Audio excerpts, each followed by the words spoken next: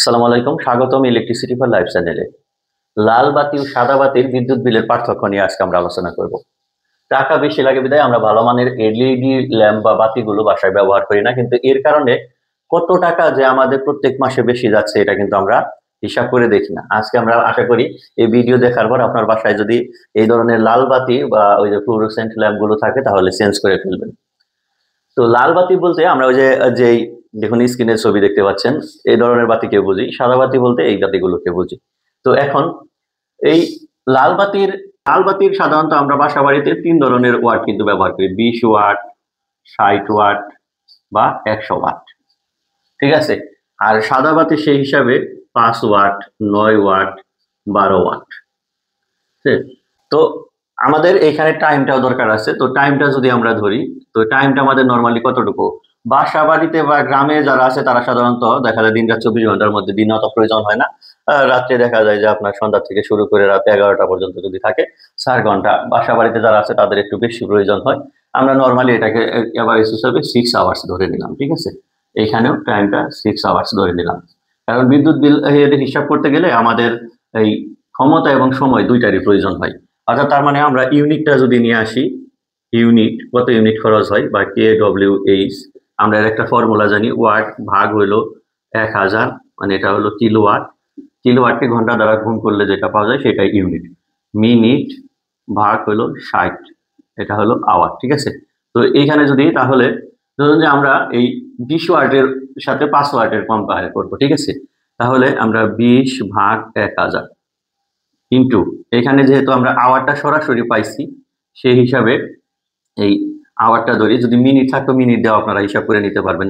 ধরুন যে সাপোজ ৩০, আচ্ছা মিনিট দিয়ে পরে দেখাচ্ছি। ঠিক আছে? তো আওয়ার ৬ আওয়ার্স, ঠিক আছে? 6 আওয়ার্স। তাহলে এটা ক্যালকুলেশন করলে কত আসে? ২০ ভাগ ১০০০ ইন্টু হলো ৬। তার মানে এত ইউনিট। ঠিক আছে? এক দিনের জন্য ইন্টু যদি আমরা ৩০ ডেজ দেই শুধু এই একটা ২০ ওয়াটের বাতির জন্য। ঠিক আছে? ইন্টু ৩০, ৩.৬ ইউনিট এক মাসে, শুধু এই একটি ২০ ওয়াটের বাতির জন্য। আর এই হিসাবটাই যদি আমরা এইখানে নিয়ে আসি তাহলে দেখুন যে কত আসে। ৫ ভাগ হলো ১০০০ ইন্টু হলো ৬, 0.03 ইন্টু এটাকে ৩০ ডেজ দিয়ে আমরা যদি গুণ করি ইন্টু ৩০, 0.9 ইউনিট এক মাসে।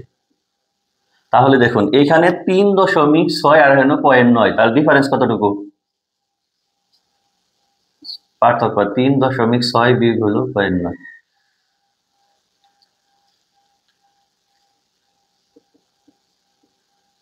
৭ ইউনিট।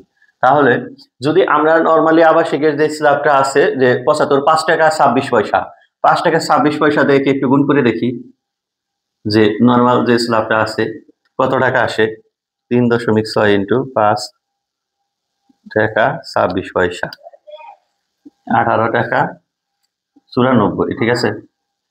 এত টাকা। আর এটাকে নরমালি একটু গুণ করে দেখি যে কত হয়। 0.9 ইন্টু হলো ৫.২৬, ৪ টাকা ৭৩। ঠিক আছে? পয়সা। তাহলে দেখুন টাকার পার্থক্যে যদি আমরা আসি ১৮.৯৪ বিয়োগ ৪.৭৩। ঠিক আছে?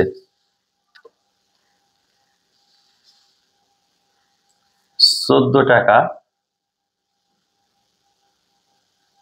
২০ পয়সা।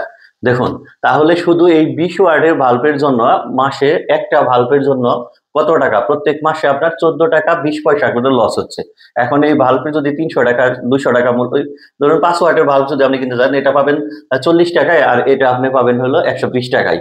১০০ টাকার জন্য প্রত্যেক মাসে। আর এই বাল্ব তো ১ বছরের ওয়ারেন্টি থাকে। তো সেই হিসাবে ১ বছরের মধ্যে নষ্ট হলো, তাহলে ১ বছরে দেখুন যে কত টাকার বিলের পার্থক্য আপনার হচ্ছে। আর এই বাল্বগুলো তাড়াতাড়ি কিন্তু ফিউজও হয়ে যায়। মানে ২ দিক দিয়েই কিন্তু আপনার লস হচ্ছে। একটা বাল্বের হিসাব আমরা দেখলাম, এরকম যদি আরো কয়েকটা বাল্ব থাকে তাহলে দেখুন কত টাকা হয়।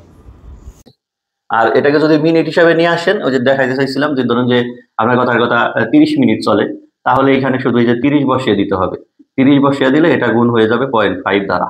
ঠিক আছে, এইভাবে ক্যালকুলেশন করে দেখবেন যে এভাবে কিন্তু মিলে আসে, যার সূত্রটা যদি আপনি জানেন।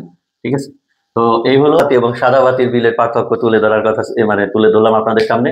তো সবাই যদি আমাদের ভিডিওগুলো ভালো লাগে চ্যানেলটি সাবস্ক্রাইব করে আমাদের সঙ্গেই থাকবেন। আল্লাহ হাফেজ।